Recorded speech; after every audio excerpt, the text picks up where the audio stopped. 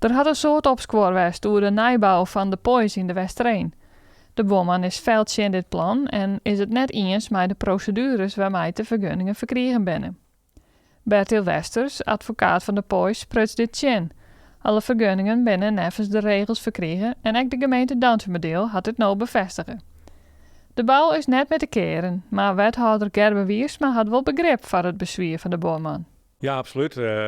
Ik ten mezelf kwart bij ook kwam dat ik onder van het dorp ben en dat er niet een nijbouwplan naast me komt.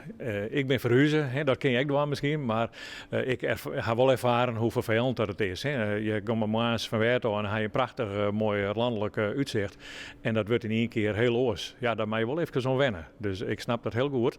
Maar ja, we kunnen het echt altijd voorkomen, want dan zou er nooit weer een uitbreiding om een dorp heen komen kennen. En dat is echt niet goed. Als de pois wil, kennen ze tak om maandje al los. In theorie, de vergunning is verleend, maar er rent nog wel een bezwier. Dus als de pois losgaat, dan rennen ze een risico als op basis van zo'n bezwier het plan misschien nog wat aangepast worden moet.